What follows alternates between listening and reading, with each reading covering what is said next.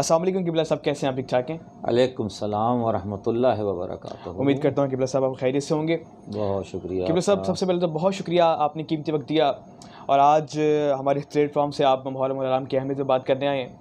क़िबला साहब, सबसे पहला सवाल मेरा यही होगा, मुहर्रम उल हराम के हवाले से मैं सवाल करूँगा कि कहा जाता है, हमारे भाई कहते हैं कि शिया हज़रात ही सिर्फ मुहर्रम उल हराम मनाते हैं या उन्हें ही ये गम है, इस हवाले से बताइएगा। बिस्मिल्लाहिर्रहमानिर्रहीम। क़ाल रसूलुल्लाह सल्लल्लाहु अलैहि वसल्लम हुसैन मिन्नी व अना मिनल हुसैन।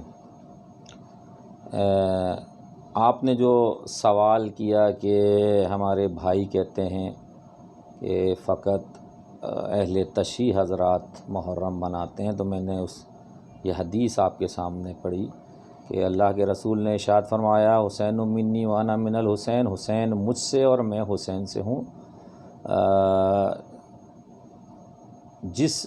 जो भी मौला हुसैन से मोहब्बत रखता है, जो रसूल खुदा से मोहब्बत रखता है, वो गम में भी बराबर का शरीक है। बिल्कुल।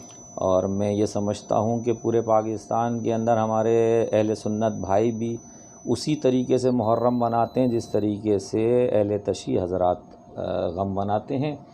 और हदीस में भी मौजूद है कि जो कोई हुसैन से मोहब्बत करता है, अल्लाह के रसूल ने उससे खुदा मोहब्बत करता है। बिल्कुल, बेशक।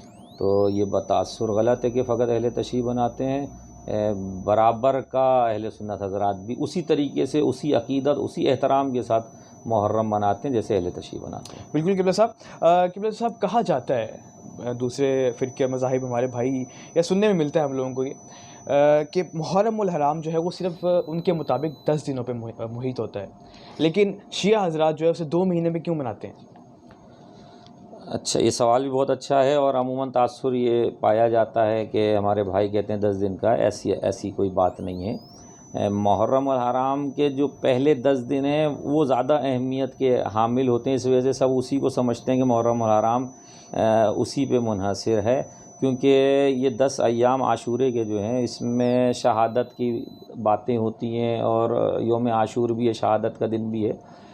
मगर अगर आप तारीख़ उठा के देखें पीछे, तो आशूर के बाद भी ये सिलसिला हमारे यहाँ चेहलुम तक, और चेहलुम के बाद ये 8 रबीउल अव्वल तक जारी व सारी रहता है, जिसके अंदर चेहलुम के अय्याम हैं, सोयम के अय्याम हैं, इमाम हुसैन के 10वें के अय्याम हैं, ये सारे अय्याम उसके अंदर शामिल हैं।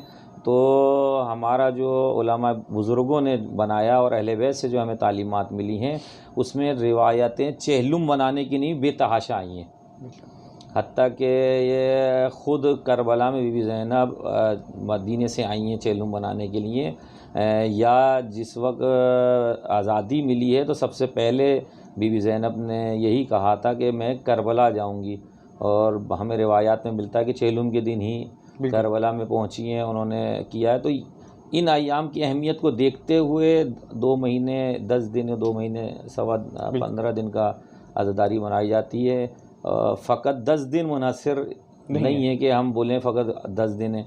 बाकी अगर हम एक अमूमी बात करें तो गम का ताल्लुक़ दिनों से नहीं होता। बिल्कुल, बिल्कुल। जब भी किसी को तकलीफ़ हो, किसी को परेशानी हो, तो हम बना सकते हैं, इसमें कोई मुज़ाहिरा नहीं है। क़िबला साहब, बिल्कुल आपने दुरुस्त फरमाया। क़िबला साहब, ज़ियारात जो निकाली जाती हैं मुहर्रम उल हराम में, कहा यह जाता है कि अहले तशी हज़रात ये हिंदुओं की रस्म को लेकर चल रहे हैं, इस हवाले से बताइए। बिस्मिल्लाहिर्रहमानिर्रहीम। क़ाल अल्लाहु तबारक व तआला फ़िल क़ुरानिल करीम वल फ़ुरक़ानिल हमीद वमन युअज़्ज़िम शआइरल्लाह फ़इन्नहा मिन तक़वल क़ुलूब। ये मशहूर व मारूफ़ आयत कुरान मजीद के अंदर मौजूद है कि जिसमें परवरदिगार आलम इरशाद फरमा रहा है, जो कोई भी मेरे शायर अल्लाह की ताज़ीम करेगा फ़इन्नहा मिन तक़वल क़ुलूब, ये उसके दिलों के तक़वे की अलामत है, पाकीज़गी की अलामत है। तो अगर हम ये देखें कि ये शायर अल्लाह क्या हैं, तो शायर अल्लाह हज के मौके के ऊपर परवरदिगार आलम ने उसकी वज़ाहत की है, कुरान मजीद में मुख्तलिफ़ जगहों पे मौजूद हैं। जैसे दुम्बा आया कुर्बानी के लिए तो शायर अल्लाह बन गया, जो आज हम अगर कुर्बानी करते हैं तो ये उसी की याद में कुर्बानी करते हैं।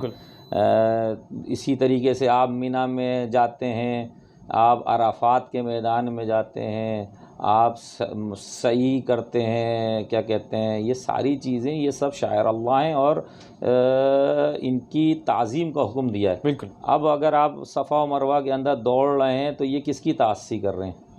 یہ آپ بی بی ہاجرہ کی تعصی کر رہے ہیں، وہ پانی کے لیے بھاگی تھیں، تو یہ تأثر دینا کہ یہ ہندوؤں سے چیزیں آئی ہیں تو یہ تأثر بالکل غلط ہے۔ اسلام میں شاعر اللہ کی تعظیم بیان کی گئی ہے، تو اگر بی بی ہاجرہ کی تعظیم میں صفا و مروہ کے درمیان میں دوڑا جا سکتا ہے، یا حضرت اسماعیل کی قربانی میں اگر دمبا آ جائے تو احتراماً پروردگار خود کہہ رہا ہے کہ اس کا احترام کرو، اس کی عزت کرو، اس کو کوئی تکلیف نہ ہو، تو مولا حسین کی یاد کے اندر کسی پیاسے کو پانی پلا دیا جائے، سبیل لگا دی جائے، اور ذوالجناح اگر مولا حسین کے ذوالجناح کو دیکھتے ہوئے اس کی شبیہ بنا لی جائے تو یہ بھی عین عبادت ہم شمار کرتے ہیں، اور وہاں شاعر اللہ کہلاتا ہے، اور ہم یہ شاعر حسینی کہتے ہیں۔ سبحان اللہ۔ جس طریقے سے شاعر اللہ کا احترام ضروری ہے، اسی طریقے سے شاعر حسینی کا بھی احترام بہت ضروری بالکل ہے۔ بالکل قبلہ صاحب بات کروں میں مجالس کی، جلوسوں کی،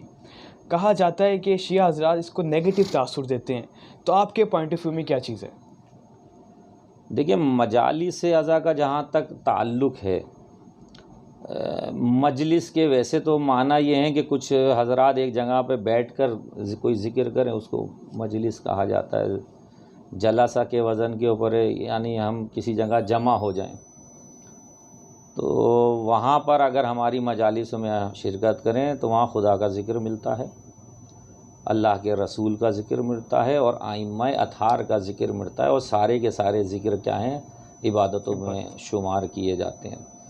دوسری طرف اگر انہی مجالسوں کے ذریعے سے حق اور باطل کی ہم پہچان کرواتے ہیں، اور حق و باطل کی آواز کو بلند کرتے ہیں، مظلوموں پہ جو ظلم کیا گیا ہے اس کا ہم بیان کرتے ہیں۔ باقی جہاں تک جلوسوں کا تعلق ہے تو یہ ایک قسم کا احتجاج ہے، ریکارڈ کرانا ہے ہمارا کہ دیکھیں یہ ایک ظلم تاریخ میں سن 61 ہجری میں ہوا ہے، اور ہم صدیوں سے یہ احتجاج ریکارڈ کرواتے آئے ہیں باطل کے سامنے، کہ باطل یہ نہ سمجھے کہ حق کو دبا دیا گیا ہے یا حق دب گیا ہے۔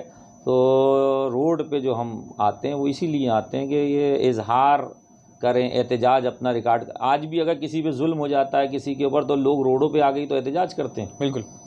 تو ہم اپنا احتجاج اس طریقے سے ریکارڈ کرواتے ہیں، جلوسوں کے ذریعے سے، مجالس اعضاء برپا کے ذریعے کہ جو مولا حسین کے اوپر کربلا میں مظالم ڈھائیں وہ ہم دنیا کو دکھا سکیں۔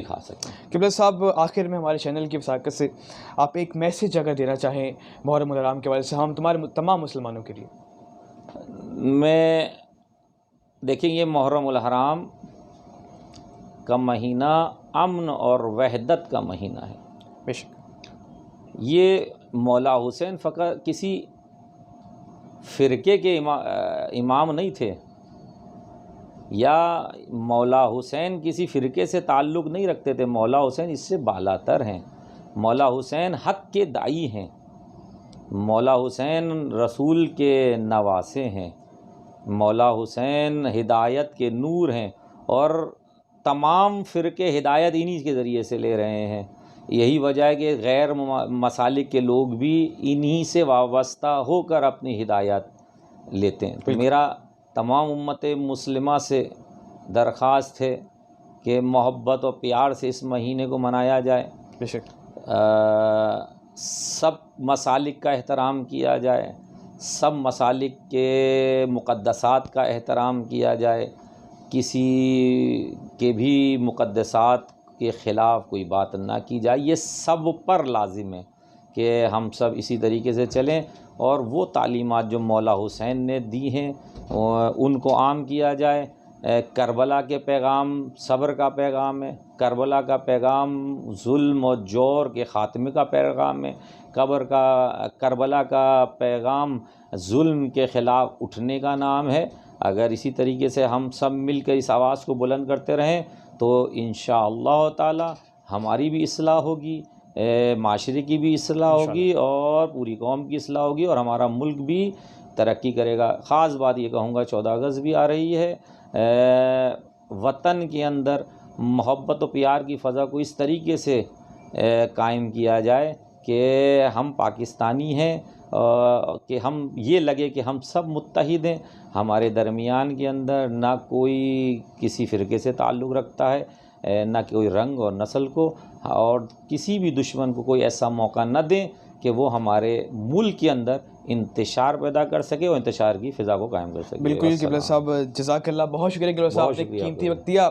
میں اپنے ناظرین کو بھی آخر میں کہنا چاہوں گا، جیسا کہ قبلہ صاحب نے فرمایا، اتحاد آپ لوگوں کا بہت ضروری ہے مسلم امہ کو اس وقت، کیونکہ جیسا کہ آپ لوگوں کو معلوم ہے کفار ہم پہ جو ہے وہ طاری ہوتے جا رہے ہیں۔